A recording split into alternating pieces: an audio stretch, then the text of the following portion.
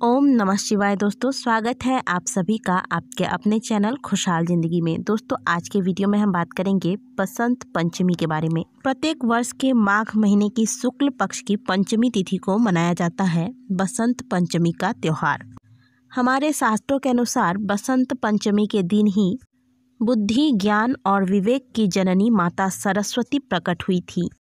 इसी कारण से प्रत्येक वर्ष आज के दिन माता सरस्वती की पूजा की जाती है। दोस्तों ज़्यादातर यह पूजा विद्यार्थी करते हैं, परंतु गृहस्थियों को भी माता सरस्वती की पूजा आराधना आज के दिन करनी चाहिए। दोस्तों अक्सर हम माता लक्ष्मी को प्रसन्न करने के लिए उनकी पूजा आराधना करते हैं, क्योंकि हमें लगता है कि माता लक्ष्मी को प्रसन्न करके हम अपने जीवन में सब कुछ प्राप्त कर सकते हैं। लेकिन एक सच यह भी है कि यदि आपको माता सरस्वती का आशीर्वाद प्राप्त है, आपके पास ज्ञान है, विद्या है, विवेक है, तो निश्चित तौर पर माता लक्ष्मी की भी कृपा आप पर सदैव बनी रहेगी। यानी कि लक्ष्मी प्राप्ति के लिए माता सरस्वती का आशीर्वाद प्राप्त करना बहुत ही आवश्यक होता है, और ऐसा हमारे शास्त्रों में भी कहा गया है। इसलिए प्रत्येक वर्ष बसंत पंचमी के दिन हर घर में माता सरस्वती की पूजा आराधना की जाती है। तो आज के वीडियो में मैं आपके लिए लेकर आई हूँ सरस्वती पूजा की एक बहुत ही आसान सी पूजा विधि, जिसे बहुत ही कम समय में बहुत ही सुंदर तरीके से आप कर सकते हैं। जो विद्यार्थी हैं उन्हें तो आज के दिन पूजा पाठ करना ही चाहिए, साथ ही जो गृहस्थी हैं उन्हें भी आज के दिन करना चाहिए, और जो बच्चे बहुत छोटे हैं उनकी माताओं को भी आज के दिन माता सरस्वती की पूजा किस प्रकार से करनी चाहिए, चलिए आपको बताती हूँ।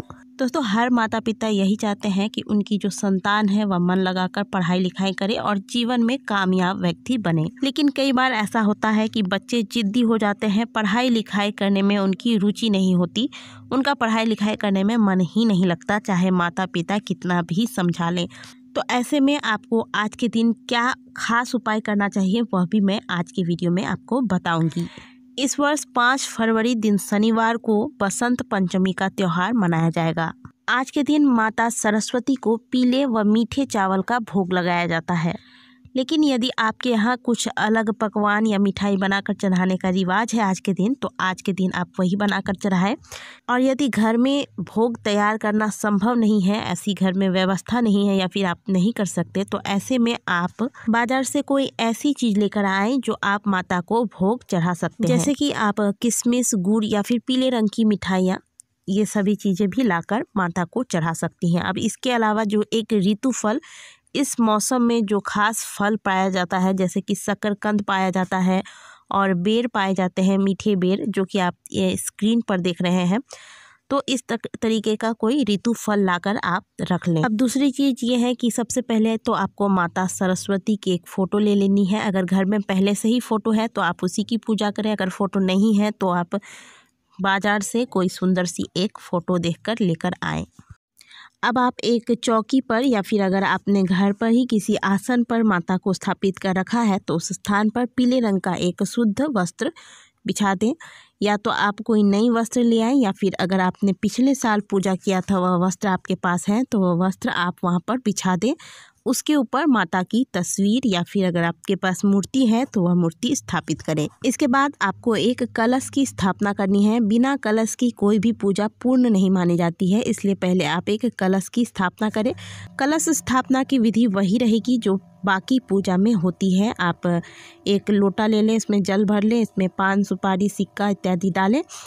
अब आप एक आम का पल्लव ले लें, इसके ऊपर नारियल रखें, कलश पर स्वास्तिक का चिन्ह बनाएं और चावल की ढेरी के ऊपर इस कलश को स्थापित कर देंगे। इसके बाद दिया की व्यवस्था करके रखें, एक दिया प्रज्वलित करें। दिया हमारे पूजा का साक्षी होता है, इसलिए दिया को पहले ही प्रज्वलित कर लेना चाहिए। जैसा कि आप सभी को पता है कि किसी भी पूजा से पहले भगवान गणेश की पूजा आराधना की जाती है। तो यदि आपके घर के मंदिर में गणेश और गौरी की प्रतिमा आपने पहले से स्थापित कर रखी है तो आप उन्हीं की पूजा करें। अगर नहीं है तो आप जैसे बाकी पूजा में सुपारी का गौरी और गणेश बना के पूजा करते हैं, उसी तरीके से पहले गणेश जी की, उसके बाद गौरी माता की पूजा कर लें। इसके बाद बारी आती है ब्रह्मानी की, यानी कि माता सरस्वती की। सबसे पहले तो आप माता की जो फ़ोटो है उसे आप अच्छे से साफ़ कर लें, और अगर आपने पहले से करके रखा है तब तो कोई बात ही नहीं है।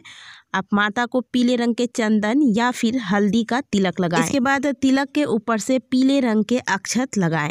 यदि आपने माता के लिए कोई वस्त्र लाया है, आज के दिन माता को पीले रंग के या फिर सफ़ेद रंग के वस्त्र चढ़ाए जाते हैं। अगर आपने वस्त्र रखा है, कोई चुनरी या फिर कोई कपड़ा माता के लिए रखा है, तो आप वह चढ़ाएं, नहीं तो आप मौली धागा को तोड़कर ले लें और इसे वस्त्र स्वरूप माता को चढ़ा दें। अब आप माता को पुष्प चढ़ाएं। पुष्प में आप सफ़ेद या पीले रंग के पुष्प चढ़ाएं। आज के दिन पलाश का पुष्प माता को विशेष रूप से चढ़ाया जाता है। अगर बिल्व पत्र की व्यवस्था हो जाती है तो आप माता को बिल्व पत्र चढ़ाएं। अब बारी आती है भोग की, तो भोग के लिए हमने आपको पहले ही बताया है कि मीठे या पीले चावल और ऋतु फल जो भी आपने व्यवस्था करके रखा है वह माता को अर्पित करें। भोग के साथ आप थोड़े से जल की भी व्यवस्था रखें। माता को अलग से एक ग्लास में या फिर लोटे में जल चढ़ाएं और वहां पर सुगंधित धूप दिखाएं।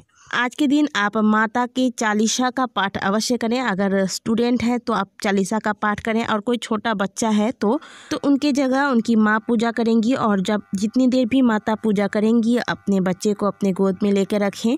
और जब आप पुष्प चढ़ाएंगे तो बच्चे के हाथ से भी एक सफ़ेद या पीले रंग के पुष्प माता के चरणों में अर्पित करवाएं। आज के दिन जो बहुत छोटे बच्चे हैं, जिनका अभी तक अन्नप्राशन संस्कार भी नहीं हुआ है, उनके जिह्वा पर शहद से माताएं एम लिखती हैं या फिर ओम लिखती हैं, तो इससे बच्चे का जो है वाणी बहुत ही मधुर होता है और बच्चा बहुत ही कुशाग्र बुद्धि का होता है। तो जिनके बहुत छोटे बच्चे हैं वह ये कार्य भी कर सकते हैं आज के दिन। इसके अलावा यदि आपका कोई छोटा बच्चा है जिसका आप इस वर्ष एडमिशन कराना चाहते हैं या फिर इस वर्ष से आप उसकी पढ़ाई स्टार्ट करना चाहते हैं, तो इसके लिए आप एक अनार का कलम बना लें और इस कलम से आप शहद या फिर दूध के द्वारा बच्चे के हाथ से ओम या फिर श्री लिखवाएं। ऐसी मान्यता है कि ऐसा करने से बच्चा का पढ़ाई में मन लगता है, बच्चा कुशाग्र बुद्धि का बनता है। तो ये सारी चीज़ें कर लेने के बाद अंत में आप बच्चे के हाथों से या फिर आप खुद माता सरस्वती की आरती अवश्य करें। अब बात करेंगे उन बच्चों की जिनका पढ़ाई में मन नहीं लगता। माता पिता बोल बोल कर परेशान हो जाते हैं, लेकिन पढ़ाई में रुचि किसी भी प्रकार से बच्चे की नहीं आती है। तो ऐसे में आज के दिन आप एक उपाय करें। माता पिता बच्चे को लेकर किसी भी भगवान भोलेनाथ के मंदिर में जाएं। पहले माता पिता विधिवत भोलेनाथ की पूजा अर्चना कर लें। इसके बाद बच्चे के हाथ से 31 सरसों के फूल, एक बार फिर से सुन लीजिए, आपको 31 सरसों के फूल लेने हैं। वह बच्चे के हाथ से भगवान भोलेनाथ के शिवलिंग पर अर्पित करवाना है। यह उपाय आप केवल और केवल बसंत पंचमी के दिन ही कर सकते हैं। पूरे साल में आप इस उपाय को बाकी किसी भी दिन नहीं कर सकते। बसंत पंचमी के दिन भोलेनाथ के ऊपर बच्चे के हाथ से 31 सरसों के फूल चढ़वाने से बच्चे की बुद्धि धीरे धीरे पढ़ाई की ओर अपने आप आने लगेगी। बच्चा खुद ब खुद पढ़ाई में इंटरेस्ट लेने लगेगा। यदि आज की दी गई जानकारी आपको अच्छी लगी है तो वीडियो को लाइक करें, कमेंट बॉक्स में हर हर महादेव अवश्य लिखें। मिलते हैं आपसे अगले वीडियो में, तब तक के लिए ओम नमः शिवाय, हर हर महादेव।